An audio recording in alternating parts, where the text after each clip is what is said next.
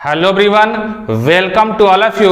दोस्तों, आज के इस वीडियो में हिंदी व्याकरण से कुछ कंटेंट लेकर आए हुए हैं। चूंकि आप सभी जानते हैं कि आपके भाषा के पेपर में अंग्रेजी और हिंदी दोनों शामिल है, इसलिए हिंदी में आने वाले कुछ चुनिंदे प्रश्न जिसके लिए आप सभी को हिंदी व्याकरण को पढ़ना पड़ेगा। आपको इस वीडियो के अलावा कुछ और वीडियोस देखने को मिलेंगे जो हिंदी व्याकरण से जुड़ा होगा।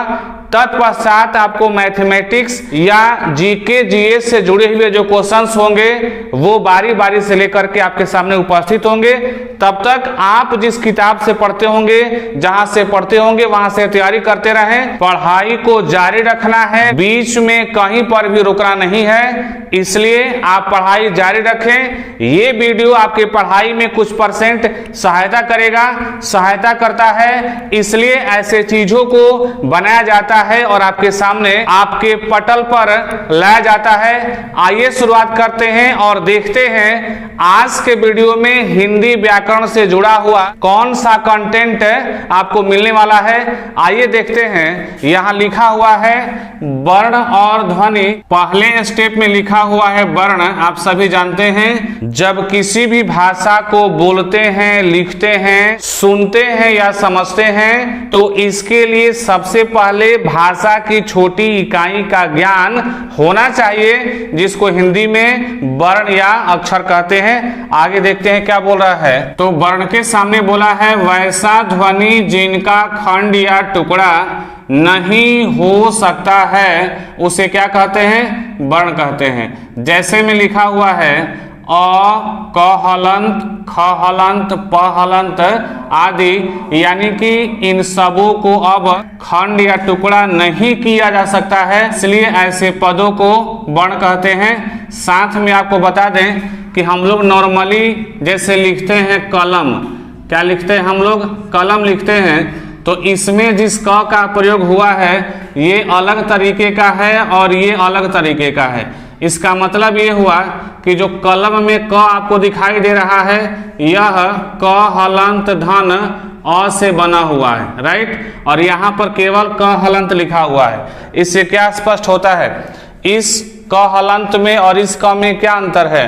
तो इसको बोलने के लिए बोलते हैं क, यानी कि क के साथ अ संयुक्त होता है, लेकिन जब इसको बोलने जाते हैं तो क हलंत के साथ जब क हलंत बोलने जाते हैं तो अ शामिल नहीं होता है, इसलिए क ध्वनि निकाल करके उसको बंद कर देते हैं। यानी कि क को ऐसा उच्चारण करना होता है कि उसमें उस उच्चारण में अ शामिल न हो, तब जाकर के क हलंत का अर्थ निकल पाता है। अगले स्टेप में लिखा हुआ है वर्णमाला, यानी कि वर्णों के उच्चारण समूह को क्या कहते हैं? वर्णमाला कहते हैं। हिंदी वर्णमाला में वर्णों की संख्या कितनी होती है?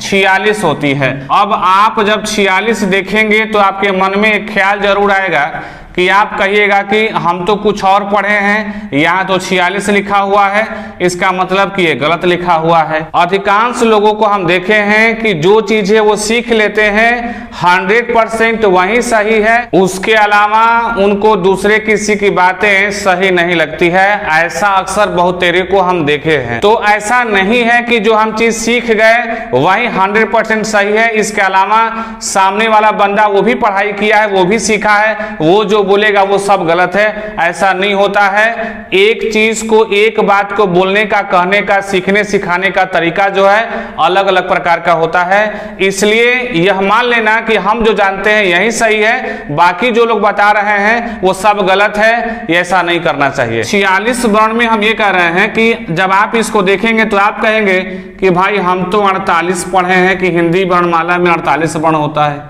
कोई बोलेंगे कि भाई 49 होता है, कोई आदमी बोलेंगे ना भाई 49 में नहीं होता है, 52 होता है।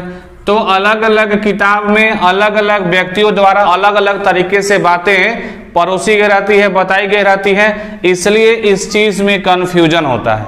ठीक है। हाँ, ये किताबों में सब दर्ज है, लेकिन सभी बातें जो हैं अलग अलग तरीके से बताई गई है। जिस किताब में 46 बताया गया है, इसमें 46 बताने का इसका तर्ज अलग है। जिस किताब में 48 बताता है उसका अपना तर्क अलग होता है। जिसमें 49 बताता है उसका अपना तर्क अलग होता है, जिसमें 52 बताया जाता है उसका अपना तर्क अलग होता है। इसलिए फिलहाल में अगर आप ये जानते हैं तो अच्छी बात है, ठीक है। हम 46 की ओर चलते हैं, आगे देखते हैं। तीसरे स्टेप में यहाँ लिखा हुआ है इसे 2 भागों में बांटा गया है। और कौन सा 2 भाग है भाई? तो पहला है स्वर वर्ण और दूसरा है व्यंजन वर्ण। अगले स्टेप में देखते हैं कि स्वर वर्ण क्या बोलता है। स्वर वर्ण कहता है कि वैसा वर्ण जिनका उच्चारण स्वतः होता है उसे क्या कहते हैं? उसे स्वर वर्ण कहते हैं। इस चीज को आप बखूबी जानते होंगे, बस मेरा काम है उस चीज को ताजा तरीन कर देना। साथ में वैसे भी स्टूडेंट जो अभी पढ़ाई कर रहे हैं, जो इसको या तो नहीं जानते होंगे या कम जानते होंगे, तो उनके लिए भी यह वीडियो जो है काफी बेहतर होगा। इसलिए ये वीडियो सभी को ध्यान में रख के बनाया जाता है। जो परीक्षा की तैयारी कर रहे हैं, जो करते होंगे, उनके लिए भी बेहतर होगा, जो पढ़ाई कर रहे हैं उनके लिए भी बेहतर होगा। राइट, आगे क्या लिखा हुआ है? तो स्वर वर्णों की संख्या यहाँ दर्शाया गया है 11। इसका मतलब ये हुआ कि हिंदी वर्णमाला में स्वर वर्णों की संख्या कितनी होती है? 11 होती है। आगे स्टेप में बोला है इसे 3 भागों में, क्या बोला है? इसे 3 भागों में बांटा गया है। पहला नंबर क्या है? तो पहला है ह्रस्व स्वर, जिसमें शामिल होता है अ, छोटी ई, छोटा उ और री। दूसरा होता है दीर्घ स्वर, इसमें शामिल होता है आ, बड़ी ई और बड़ा उ। स्वर वर्ण का तीसरा भाग होता है संयुक्त स्वर, इसमें शामिल होता है ए, आए, ओ, औ। अब आप जोड़ करके देख लीजिए इसकी संख्या कितनी हो रही है। 1 2 3 4 5 6 7 8 9 10 11। कितना हो गया? 11 हो गया। यहाँ अगले स्टेप में लिखा हुआ है व्यंजन वर्ण। इसका परिभाषा कहता है वैसा वर्ण जिसका उच्चारण स्वर वर्णों की सहायता से होता है उसे क्या कहते हैं? व्यंजन वर्ण कहते हैं। हिंदी वर्णमाला में इसकी संख्या कितनी होती है? 33 होती है। नीचे लिखा है जैसे क बराबर क हलंत धन अ, यानी कि क हलंत और अ को जोड़ते हैं तो क प्राप्त होता है, जिससे क की पूर्ण ध्वनि प्राप्त होती है। यानी कि जब छोटे बच्चों से पढ़वाया जाता है तो कैसे पढ़ते हैं?